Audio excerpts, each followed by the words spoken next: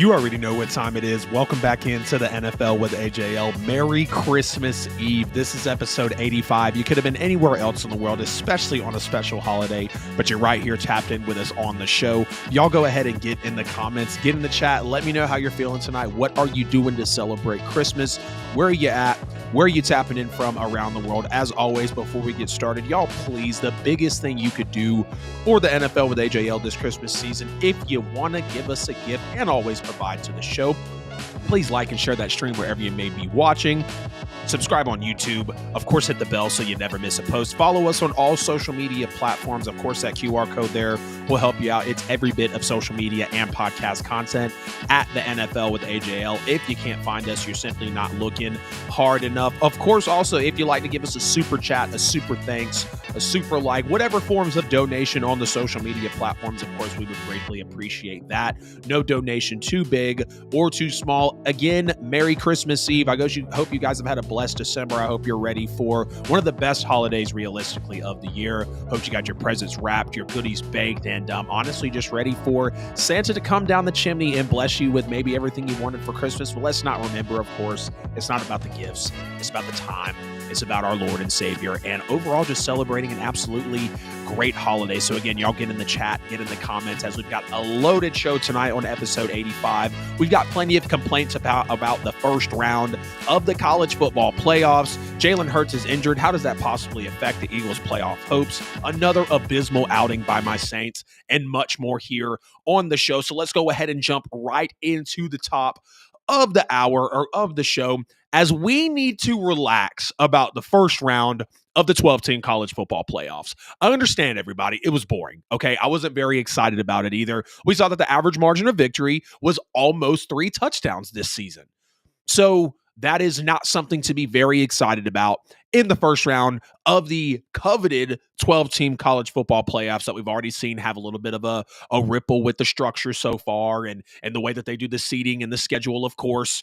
But we have so many people griping about the 12 best teams actually being inside this college football playoff. And look, I wanted to see more competition out of Tennessee against Ohio State. I wanted to see more competition out of SMU against Penn State. I wanted all of that, just like you guys did.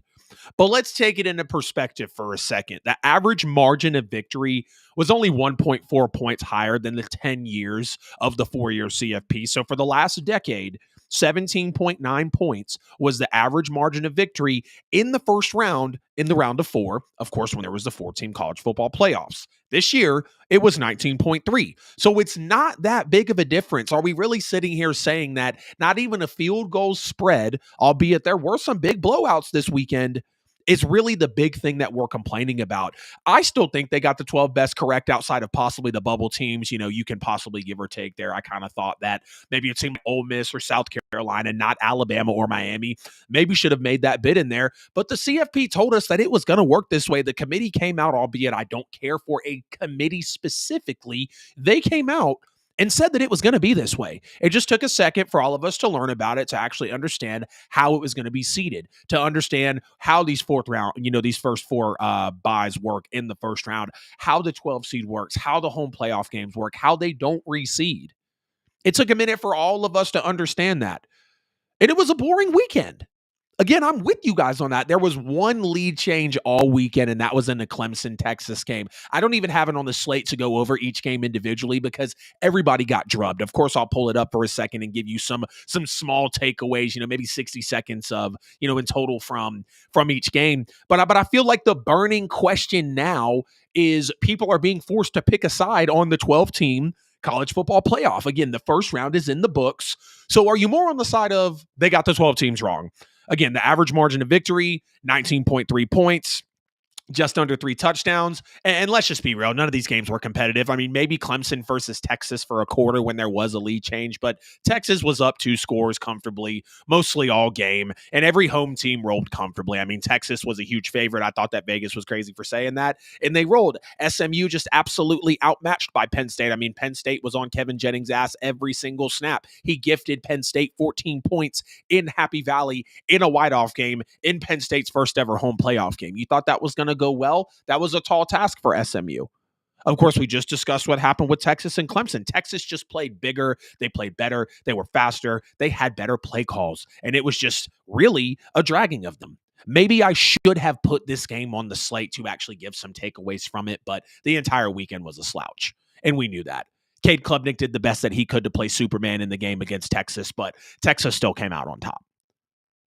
Then, of course, we have Notre Dame and Indiana. Indiana's biggest story is nobody can run the ball on them. Jeremiah Love said, hold my beer. Plenty of rushing yards for the Notre Dame Fighting Irish to be able to move on and play my Georgia Bulldogs. And Notre Dame, rightfully so, they actually look like they could beat Georgia. Still pulling for my dogs. I don't think the Fighting Irish will beat the Bulldogs. But Notre Dame's got a good case. They have a very good case.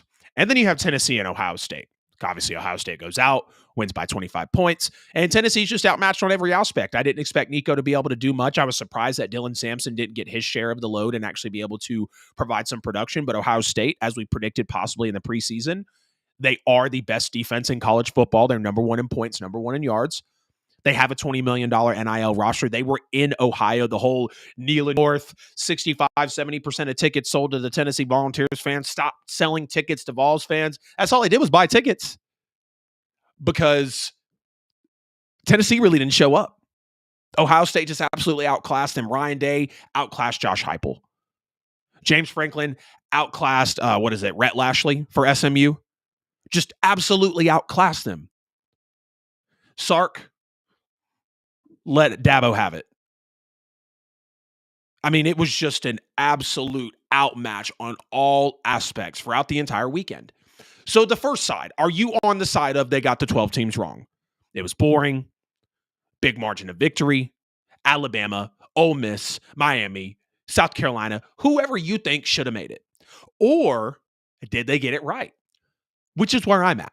I do think they got it right. Again, they told us it was going to work this way. Just because the first round was all blowouts doesn't mean that they got it wrong.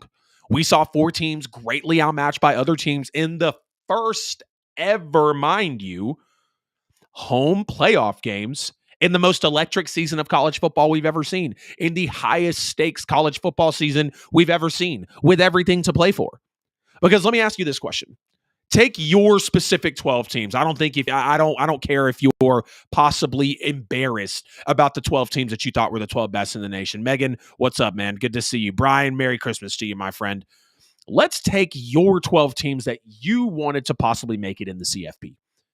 If we still got these same results, did the committee still get it wrong? Are you still seeing the same sentiment of they got the 12 teams wrong? Or would you be on the side of would you be on the side of B, which is they got it right? We just saw 4 teams greatly outmatched on the road. It was a tall task. Every home team was a favorite. Every home team won. No double-digit underdog has ever won in the CFP, and that was not a thing that was broken this weekend. And would you witness what we just did this weekend? We cannot sit here and overreact and take the air out of the room because we've had matchups like Georgia beating TCU in the national championship 65-7 because you feel like TCU shouldn't have got in. Do I think there's a weird line to draw between the best and the most deserving? Absolutely. And I'll just throw it out there. I think the CFP committee is absolutely unnecessary. Take it back to the BCS where it was a computer system, or mimic the NFL system. Somehow put divisions in. You can still value your conference championship game. If you have to, limit it down on conferences, realign conferences, whatever. You have the power in your hands. There's more than enough money in this sport to move this playoff system around. You just did it. You just tripled the field. So you can mimic the NFL system. Take human error, a board of humans out of it to determine who the best teams in college football are, because bias will always exist that way. Bias will always exist if we put the fate of 12 teams in another human's hands. I feel like I just saw my mic going red. Are we good? Yeah, we're good. Exactly. They got it right. People are going to lose. I mean, a loss is a loss. Just because 4 teams got absolutely drugged this weekend doesn't mean that the committee got it wrong. Because again, if your 12 teams got in and this result still happened, they still get it wrong? If it's still a 14 to a 21-point margin of victory for all 4 home teams, do they still get it wrong? No. We have to stop overreacting for this. They're going to fix it. The 12-bet teams got in. They told us the rules. They explained it on every selection show, and it's online for us to digest.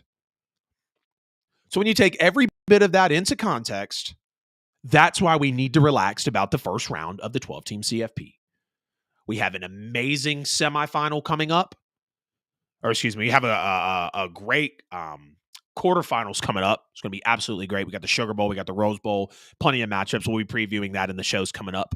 Episodes 86, 87, and on. But y'all get in the chat, get in the comments. Let me know what you're feeling about the first weekend of the first ever 12-team college football playoffs. I say take it back to the BCS or mimic the NFL system. I don't think a board of humans for a college football playoff committee is necessary. Just make it cut and dry. Put the tiebreakers into the rules and let the rest of it ride. The Eagles fall 36-33 to the Washington Commanders, despite Washington coughing up 5 giveaways. Yes, the Philadelphia Eagles forced 5 turnovers on the road against the Washington Commanders and still lost by field goal. I think the biggest story coming away from this game is Jalen Hurts is now in concussion protocol after playing just over 5 minutes in this one. It was a weird hit. It really didn't look like Jalen had hit the ground that hard. I personally haven't went back and actually watched any replays just because I felt like I understood the injury from just kind of how it was, played out. So it was kind of weird to see Jalen go down with this, but we know this guy's tough as nails. He'll nurse it. He'll probably get in and out of concussion protocol within, probably the minimum time that you need to, and Jalen will be back on the field. But this is big for Philadelphia. The status is unknown as of now for Jalen Hurts, who is a superstar quarterback. You guys, if you've been watching the show over my multiple ventures, I'm a Jalen Hurts believer. But at the end of the day, the Eagles are 1-4 all time without Jalen Hurts. So it's tough to watch a team like the Eagles be able to be so resilient without Jalen Hurts in a lineup and still drop games like this, because they had a 30% chance walking into this game to get the first round bye, which is huge because you got teams like Minnesota and Detroit vying for it. Green Bay's got something to say about it as well. After losing this game to the Commanders, their chances fell to 5%. And that's huge. That's everything. I know the Eagles could go far in the playoffs without a first round bye, but it's always going to be a hit on a team when you can't get that first round bye to skip the first playoff round and get to the Super Bowl. Of course, you get that extra rest. Yeah, you might have rest versus rust, but in the Eagles' case, if they can somehow still make it happen, and I know there's plenty of scenarios out there for which way you want to spin it, the Eagles can still get that first round bye, but it will, without question, be harder to not only go to, but win the Super Bowl without getting the first round bye. Team like the Lions could really use that. Team like the Vikings, team like the Packers could really use that. And it's the Eagles to take. The Eagles have to be able to take the first round bye. I think the Eagles are some of the best Super Bowl favorites this year. And I'd love to see a team like Philadelphia come away with it. I really would. Shout out to the Eagles defense in this game as well. They standing up the best fourth down offense in the NFL, which is Washington. The opening drive, 4th and 1, then the Eagles just absolutely stone it there. Saquon's first carry, of course, goes for 20 yards, and it's going to be an on type of game for him. Another 29 carries, 150 yards, 2 touchdowns. You just cannot stop Saquon Barkley. He's an absolute machine. I've already given Saquon his flowers, but I just really want to thank the Philadelphia Eagles for picking up Saquon Barkley from the New York Giants, because Saquon, playing through multiple injuries, horrible mismanagement, bad offensive line, horrible front office. It just nothing really set out for him there for a high level of success. And now the man needs, just about 270 yards to break the single season rushing record, which is absolutely phenomenal. Did any of us ever sitting here think that Saquon Barkley at any point in his career could flirt with a 2,000-yard all-time single season rushing record? I didn't. And I'm not saying I'm a Saquon Barkley doubter or hater. I've loved the guy since Penn State. He clearly went number 4 overall for a reason. But this is unprecedented. We are truly witnessing history here with a legendary offense and a legendary player. And in Saquon Barkley. And again, speaking on that resiliency of Philadelphia, I thought they could have folded on the road with Kenny Pickett, who's thrown 3 passes all season up until until this game where he comes in and fills in for Jalen Hurts. But instead, they score a touchdown pass to A.J. Brown. Kenny Pickett comes in, throws that touchdown pass, they're up 14-0. So as far as Philadelphia was concerned, 2 drives, 2 touchdowns. And it looked like the Eagles were really about to run away with it in this game. I mean, even after Kenny Pickett's ugly interception, Saquon Barkley takes off for 68 yards, and it's 21-7 at that point. But the Eagles would never score another touchdown in the game. Eagles get their second turnover, which is a nice fumble. Eagles really, really hitting on all cylinders in this game defensively. I mean, 3 straight turnovers that were fumbles, not 3 consecutive drives, but I mean, it was huge. Eagles force their second turnover, another big completion to A.J. Brown over Marshawn Lattimore, who really had a day putting up with A.J. Brown. But the Eagles just couldn't ever completely put their foot down on the throat to end it. Now, I understand if Jalen Hurts is in this game, you can easily say that they win. They score more touchdowns. They have that superstar player that can make that play or two to help put your foot down on the throat and end it. But you kick you're kicking field goals to stay ahead by a couple scores. And then overall, you kick 4 field goals after you score 3 touchdowns, you force 5 turnovers, and you still can't get the job done. I mean, you're coming away with some of these turnovers in plus territory. You just can't make anything happen with it. Jaden Daniels, I know, is an absolute handful. Washington has such an embarrassment of riches with him, and they're just going to continue to build and be a great team. It's truly a great example of how you can hit on a quarterback and really turn around a franchise in 1 year, it feels like. Had a big-time touchdown throw to Terry McLaurin. He had a big-time throw to De'Ami Brown before that. I mean, Jaden Daniels just looks like a seasoned veteran already in this league. Just 15 games in, and it's truly remarkable. I'm so happy for a team like Washington, who was looking for a superstar player, to nag one at the second pick, because they absolutely had that second overall pick. Pay off for them. There was a 4th and 4 scramble for Jaden Daniels, another 4th and 11 scramble that almost went for a touchdown for Jaden as well. Jaden Daniels has 4 passing touchdowns in the final 30 seconds of the fourth quarter or overtime. It's the most by any player in a season since the merger. Now, let's keep in mind one of those is a Hail Mary that was tipped and caught against the Bears. And then another one of those is against, who is it? It was against some team. It was a garbage time touchdown, though. But it's most by player in any season since the merger. So I'll give that to Jaden. It's clearly something that is worth speaking of, Marshawn Lattimore got absolutely bullied by A.J. Brown, really had a day again, putting up with him. 2 pass interferences actually on back-to-back passing plays to A.J. Brown. A.J. has 8 catches for 97 yards, touchdown. Marshawn did have a nice pass breakup. He kind of got in A.J.'s grill after he caught a pass and was actually able to come away, with a pass breakup. Brian, real quick, I want to get to your comment here. We can't go to a 2-conference tournament. Stop ranking all teams from the start. Don't rank until week 8. That may cut down on a strength of schedule issue and make people play non-FCS teams. Yeah, very fair. I've always said the top 25 is, kind of one of the biggest fallacies of college football. Like, yes, it's so awesome to keep up with, but now it's to the point where those CFP, those AP poll rankings don't even matter until the CFP comes out, because that's all people really care about. And then it's like, well, if none of these teams are really playing these strong schedules, which is why I think this year has been so great, because the schedules have been a little stronger and we've had more of a broad ranking to go through. How can we really determine who's the best? So I like that, Brian. I really do. I really, really do.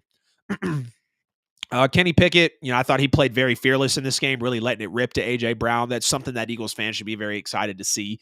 I know Kenny Pickett is not a superstar quarterback, not anything to necessarily be excited about. But the way that he was able to come in and play in this game, I just thought it was remarkable, really. Again, your back's against the wall, even though you are up 21-7. You're on the road. You're playing Washington, rival game, 30% chance to, get the first round bye. If you win this one, you really need to win the division, and you let it get away. But you have Kenny Pickett playing as fearless as he did. Kenny Pickett looked very confident in his offense. I don't know if it was the fact that he knew he was just playing for an elite team. The offensive line had a lot of protection for him.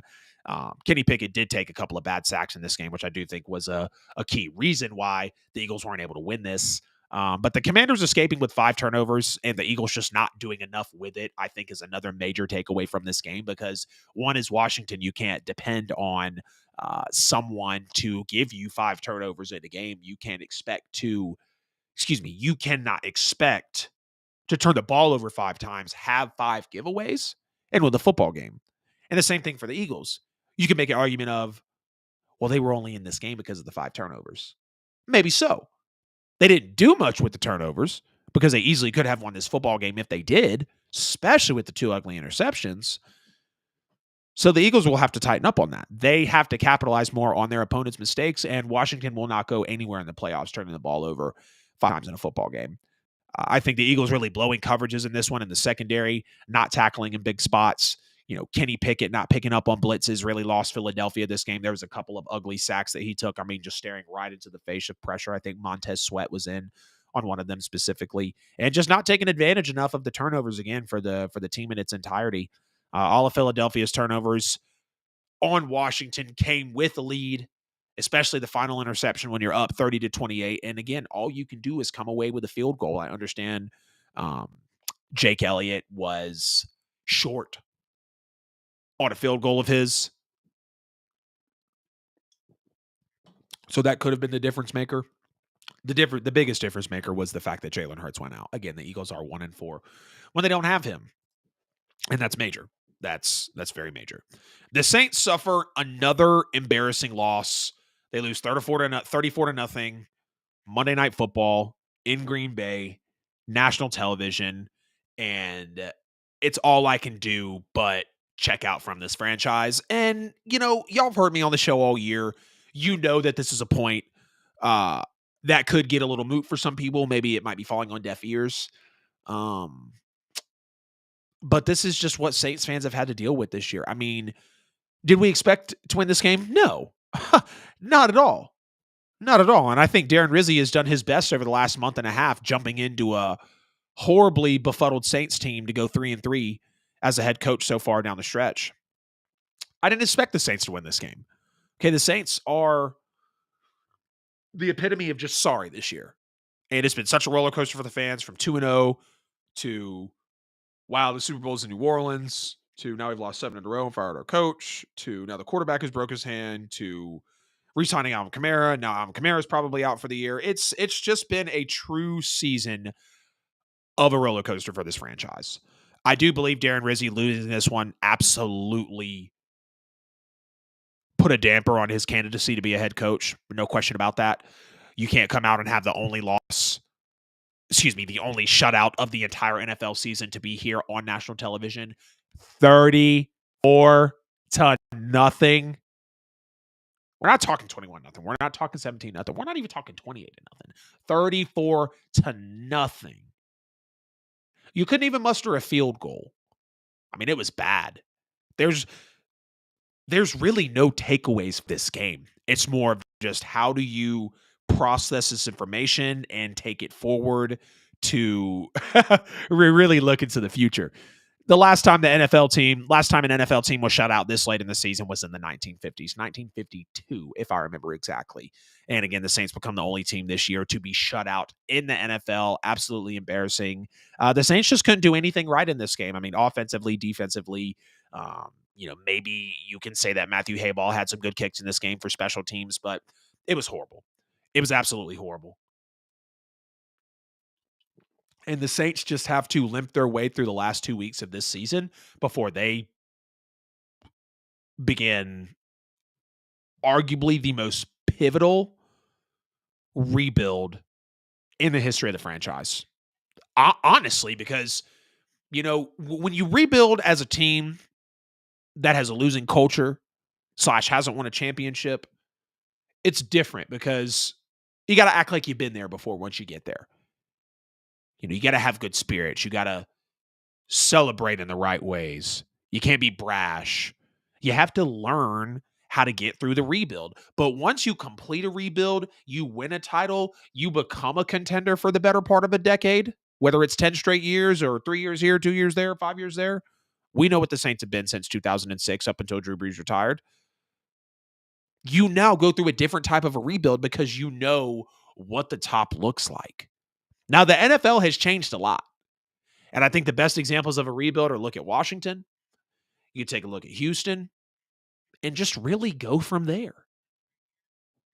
That is really what you have at your advantage now, because rebuilds back then, yes, there was an example, but the league was so different. It's very offensively driven now.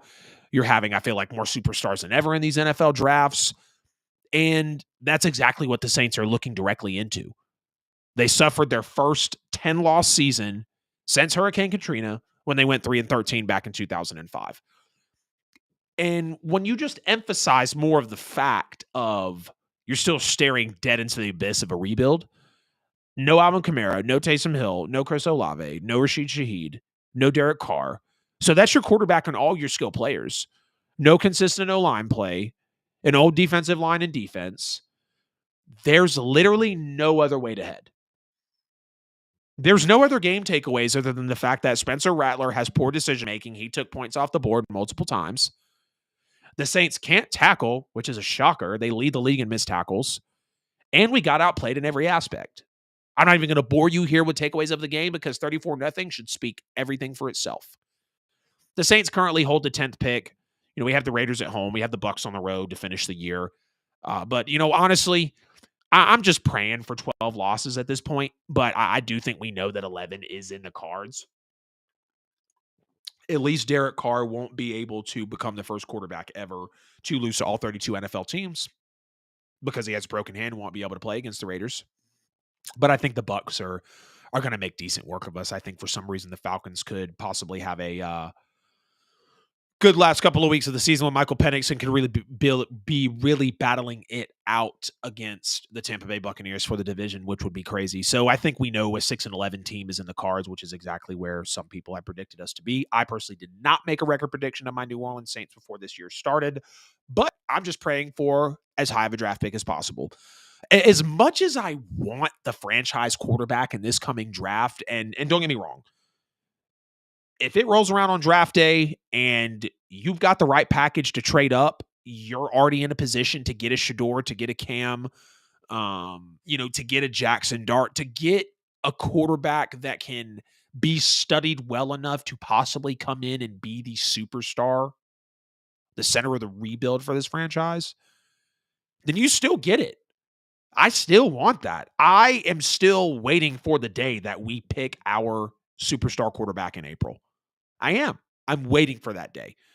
But the smart thing realistically to do, you shell this roster out. Sorry, I hit spacebar, so all my notes went away. You shell this roster out. You draft the trenches, followed by skill position players. I think the Saints are in desperate need of offensive line. Then you turn around and take a look at that defensive line. Then you go get wide receivers and you go get defensive backs. Running backs can be plug and play. Quarterback, you don't need right now until you can get your trenches developed well enough. You still have to go get a reputable head coach. You still need to fire your general manager, who I don't want anywhere near this rebuild, as neither does this entire New Orleans Saints fan base as well, because it's that bad. It's that disgusting. And until the Saints fire Mickey Loomis and get on board as they're staring into the abyss of a ridiculous rebuild, they won't get anywhere. They will stay in this purgatory. So I'm going to just go ahead and release my 2025 New Orleans Saints wish list. This is what the New Orleans Saints should want for Christmas. This is what they should be asking Santa Claus for. Number one, fire Mickey Loomis. Clearest thing is day, right? Get him away from this rebuild. I don't want any more bad contracts. I don't want any more kicking the can down the road, smacking the gum at the podium, defending your horrible coach, continuing to defend your horrible coach. It's done, Mickey. It's done. We won a Super Bowl with you. We had the best draft class in history with you. We signed some amazing free agents with you.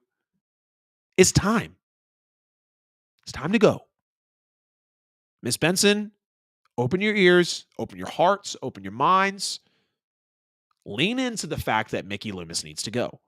It's the first pivotal domino. Nothing else will fall into place until this general manager is gone.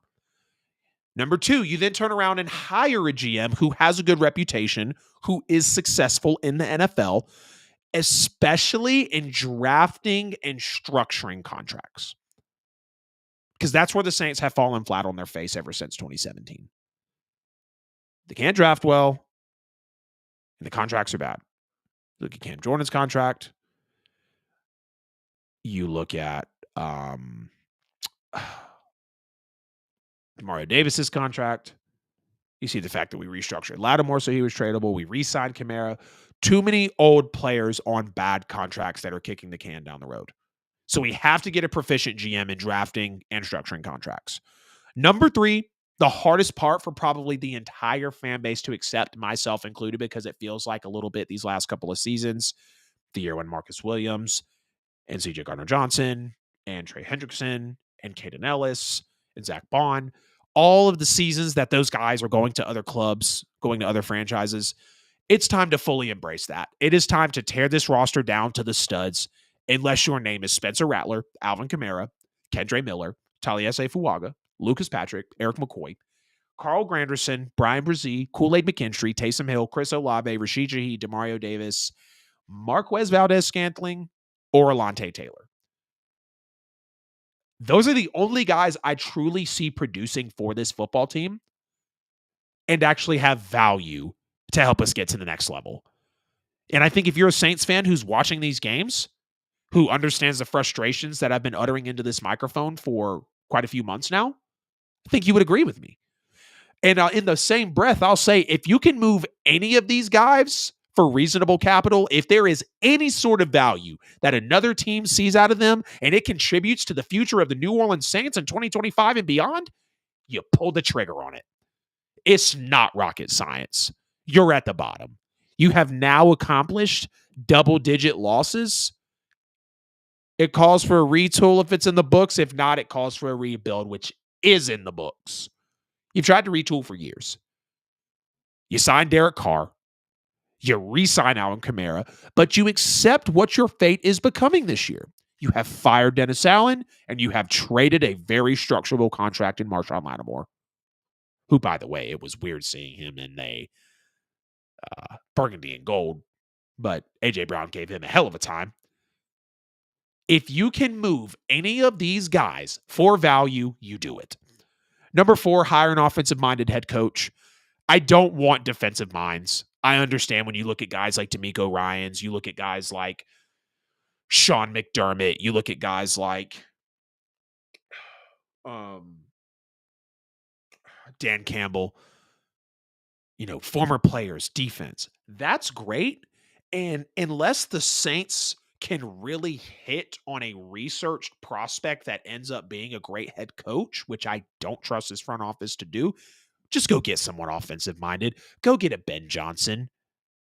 Go get the offensive coordinator from Miami, possibly. We know the type of plays he was able to draw up with the Dolphins with Tyreek and Tua. Obviously, Clint Kubiak is in the building, so I'd love for him to stay OC and you retool from that.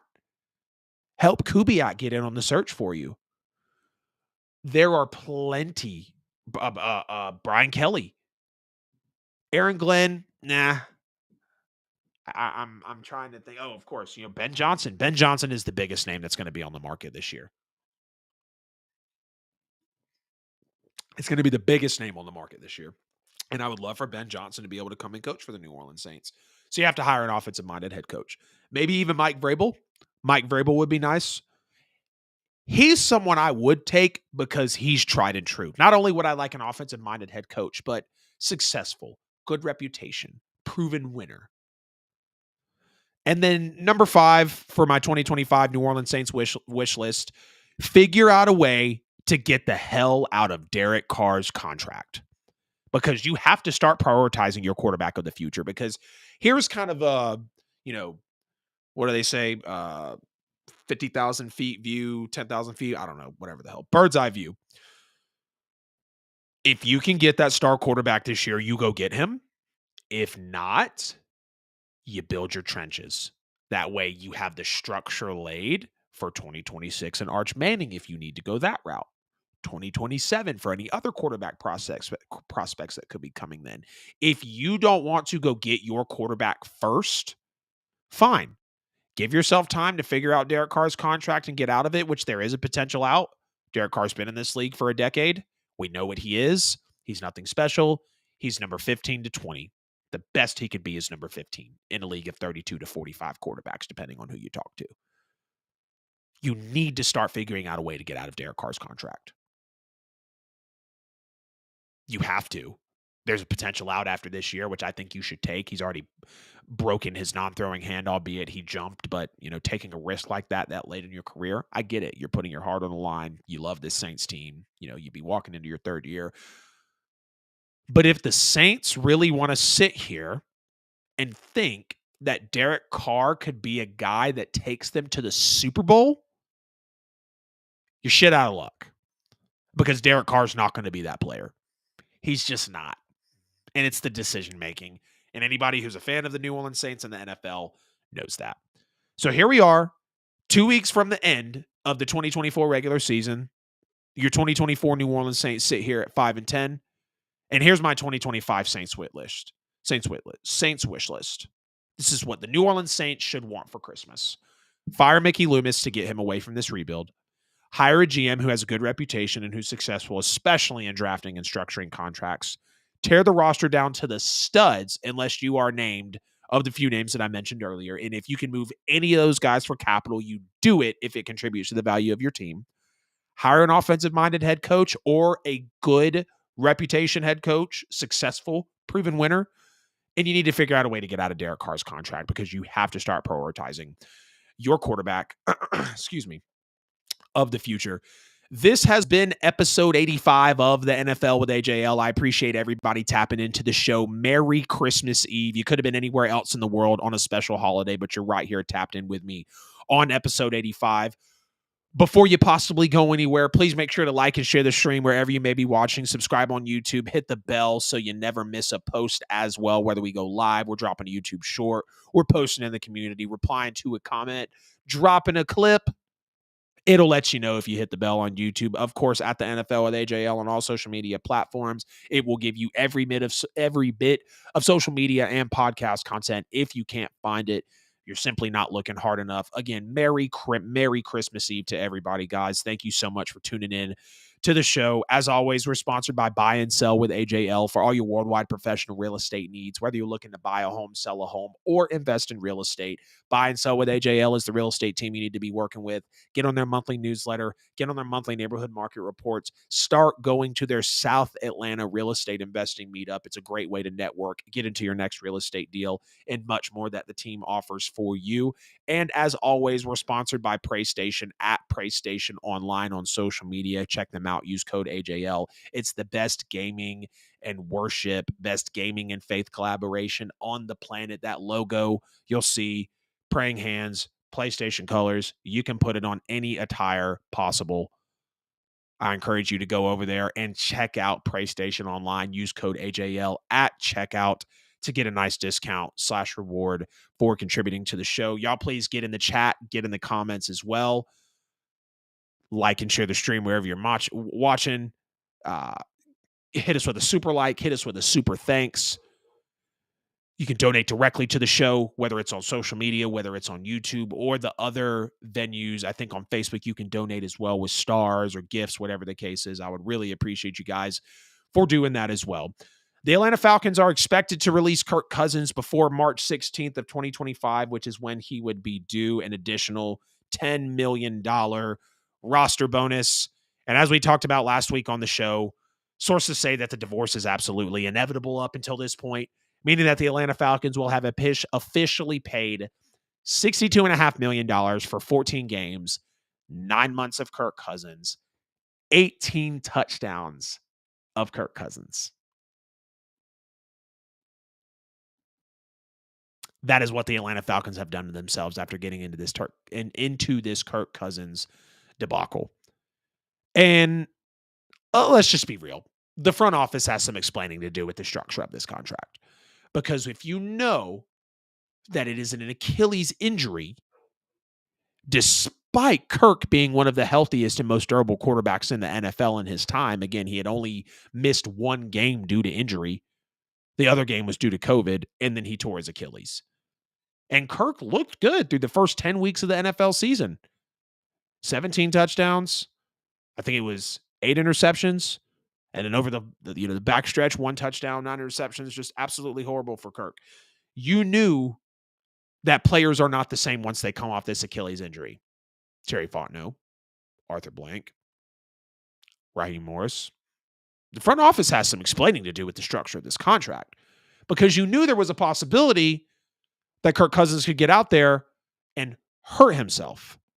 And if he didn't, he could possibly play bad. He could look like he just came off an Achilles injury because we know the Achilles can age you. Unless you're Kobe, who's one of the few athletes to come back from it, you are never the same after that injury. You're just not. You're not. And Atlanta knew that there was the risk. And they decided that sinking $62.5 million in yearly cash into him in the first year would be a smart idea. You realize, Atlanta, that you just went out and made Kirk Cousins the highest paid quarterback for a 1-year deal just about. You might as well just sign him to a 1-year $60 to $65 million contract. Now, I know the money doesn't exactly play out that way, but that's massive. I mean, that yearly cash is towards the tops of the league. Even some of the highest paid players don't have yearly cash like that. But the reason it hurts is because you paid that much for a quarterback to not even lead you through the playoffs. Now, maybe you view this as a hindsight. It's not really going to cost you any cap from the year on. Of course, you're going to cut him before March 16th, where he'll not be due that $10 million bonus. But I think it was great for Michael Penix to be able to learn from behind him and learn from Kirk Cousins, being one of the better veterans in this league. Yes, he might not have major playoff wins, but Kirk Cousins is always towards the tops of the league in production. He's consistently a top 12 to 10 quarterback. The Atlanta Falcons, with the way they structured this contract and with the way that this deal is played out, it's bad. It's really bad. And again, I don't blame Atlanta for signing Kirk Cousins because you were off 3 straight 7-10 seasons. You had a loaded offense, Bijan, Drake London, Kyle Pitts. You had bad quarterback play between the last years of Matt Ryan and then Desmond Ridder, Taylor Heineke, and whoever else wanted to decide to make a way. And you go and sign a proven veteran who shows that he can deliver the football and produce at a high level. And through the first 10 weeks of the NFL season, that's what Kirk Cousins was doing. He was delivering to a Darnell Mooney, a Ray McLeod, a Kyle Pitts, a Drake London, a Bijan Robinson. Just somebody who could read a defense, identify a too high shell if it was needed, and not freak out when it came to pressure. Now, yes, he's a statue in the pocket, but we know that he's coming off this Achilles injury. I will say, at least Atlanta's moving on from Kirk Cousins quickly, although I do think it's too quick, and again, at an odd point in the season, because with Kirk, you win, you get back to 500, you end a 4-game losing streak, you have a chance to get into the playoffs and win your division, and you turn the keys over to a rookie. I'm not knocking Michael Penix because he came out and looked great in his NFL debut, albeit the New York Giants, and we're going to grade him on his debut in a second. But I just thought the timing, as I talked about on last week's show, was very weird. Absolutely insane that the Atlanta Falcons already, Kirk Cousins, 10 games, you gave us a 5-game skid. That's it. We're expected to cut you. We know that Kirk Cousins will have plenty of suitors this offseason. There's no question about that. But Atlanta just fumbled the bag majorly on this one. Major fumble the bag. Terry Fontenot, you got some splaining to do.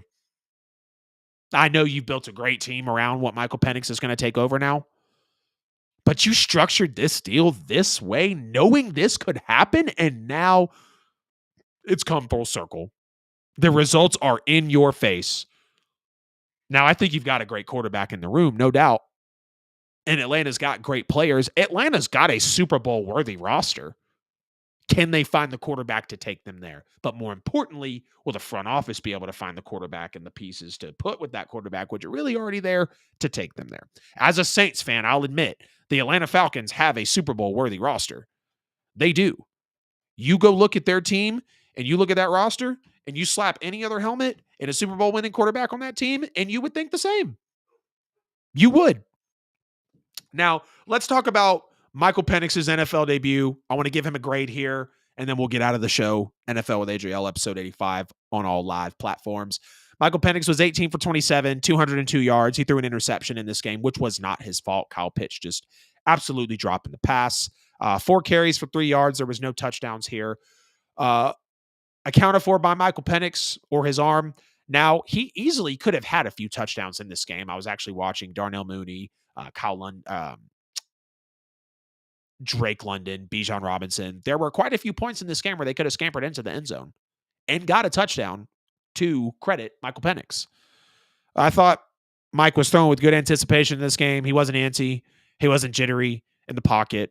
I thought he looked very calm in that aspect. Good feet, good movement. He was throwing in between defenders, layering the football.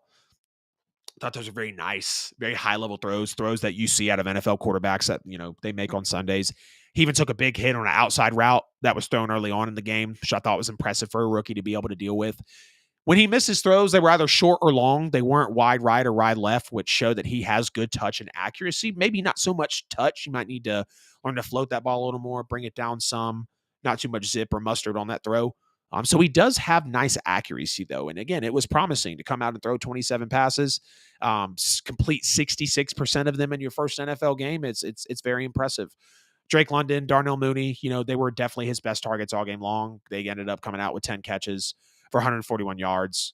There were quite a few times that Drake London, Darnell Mooney, Bijan Robinson could have hit the end zone, making Michael Penix's debut that much better, no doubt. I would have liked to see more deep shots taken for Michael Penix in this game. There was only one which was taken, and it was actually overthrown to Drake London.